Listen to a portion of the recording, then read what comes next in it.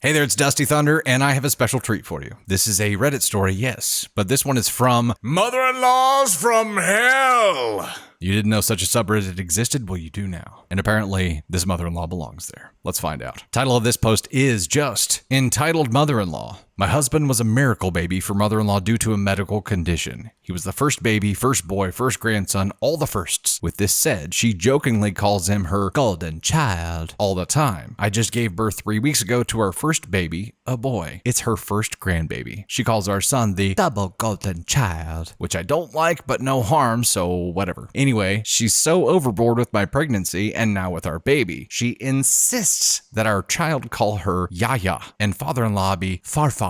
Mind you that neither of them are Greek or Swedish. They just like the nicknames. I will not be caught dead referring to them as such, simply because it's ridiculous given the context. My husband agrees and has told her, but she bought our baby clothes with their nicknames on it, so apparently it's non-negotiable. They were just on newborn clothes though, which my son quickly outgrew. Thank goodness. It's because he's the double golden child, of course he grows quickly. Mother-in-law and father-in-law stayed with us for the first 2 weeks of my son's life. First thing father-in-law says is, I read a post on Facebook saying it's good to have grandparents that don't respect parents' rules.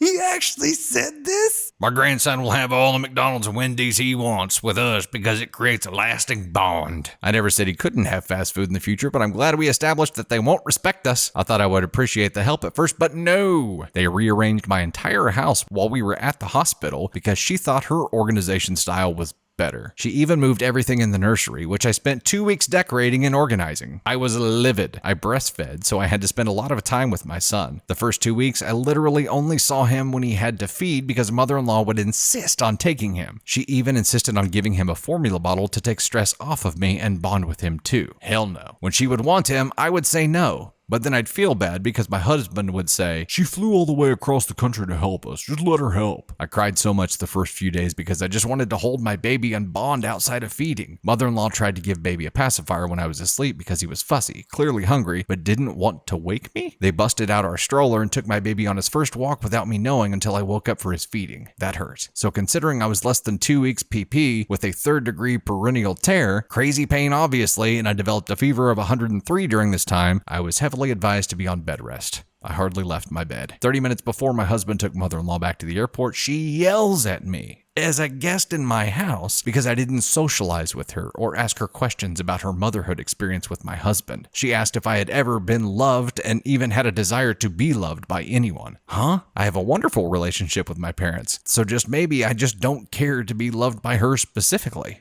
Dingus. To top it off, she finished the conversation by saying she's sending everyone who gave us baby gifts thank you cards with pictures she took of our son on her iPhone because clearly I'm not grateful or loving enough to do such a thing. I don't see the point in thank you cards. I already texted these people personally. After all this, she apologized to my husband about her outburst, but still hasn't called or texted me with an apology. She wants us to visit in March, but I'd rather not. She said she'd buy her plane tickets and all, but I would rather not be indebted to her. I tend to be a pretty forgiving person, but I am so done. She crossed the line far too many times. So it's really funny because we see a lot of this actually. We see mother-in-laws, even though they were mothers, don't seem to understand this whole thing where you can't treat the mother of a child like shit and then expect to have a relationship with the child. How in the brains are they just not understanding this work? Because if they were in that situation and their mothers or their mother-in-laws treated them like shit, they wouldn't want to give them time with their child. And not just that, but they took so much away from OP here. They weren't there to help. And that's the biggest problem that I have with all of this is they made it about them. They took this selfish approach to wanting to be there to take all of these moments, to have all of these things, but it was never about the baby. It was never about helping OP. It was about mother-in-law wanting these things for herself. And I think it's a common thing with babies and people because people are like, oh, I want the feeling. I want the feeling of holding the baby. I want the feeling of being the first person to do this with this baby. I want the feeling of this and this and this instead of how can I help? Or what does the baby need? Or what does mom need? It's a very selfish approach. And I think people who take that approach are just straight shitbags and completely self-absorbed. And why mother-in-laws specifically run into this thing is just it's mind-boggling to me because they were moms. They're still moms, but they were there. And maybe it's just been so long that they forgot. Maybe their mother-in-laws treated them like shit too. And maybe they just took it. I don't get it. I really don't get it. I do know that hubby is letting this shit happen. And that's my second biggest problem with this, is that if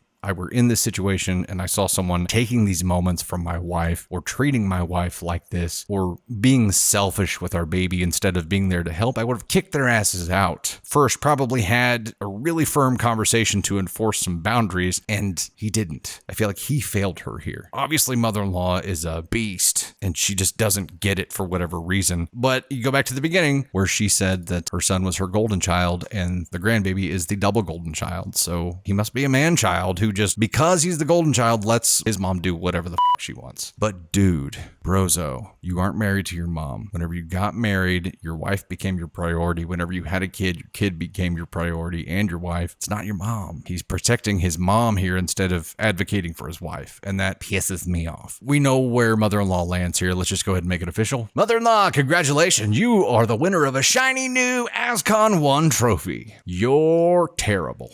And hubby, you know what? Let's reference the scale here because I need to double check on where hubby's going to fit in. Okay, as a reminder, ASCon 1 is there's no way you should have done that. You're a terrible human being, and ASCon 1 is the worst. ASCon 2 is you definitely shouldn't have done that, but it doesn't make you a terrible person. ASCon 3 is you probably should have approached that differently, and ASCon 4 is you probably could have approached that differently. Maybe you're an asshole, maybe you're not. Hubby here, I'm calling it. Hubby's right here with her because he didn't do a damn thing to fix it. He didn't do a damn thing to stop it. He didn't do a damn thing to advocate for his wife or enforce a boundary. Nothing. He just let mother-in-law run rampant. And that's on him too. It's probably more so on him because she's on bed rest. She just had a baby. They have a newborn. He's the only one there that is truly able to stand up and enforce that boundary and fight that fight and just chose not to. I'm calling him a 1, Rebel. I'm calling him a 1. From one dad to another. Dude done effed up. And here's the deal. If he doesn't get his shit together quickly and fix this, it's going to ruin their marriage. It will. It will absolutely destroy their marriage because now she knows that his mom is more of a priority than even their baby is to him. And that's messed up. Dude, come on. You got to unlatch from the teat at some point, man. Now's the time.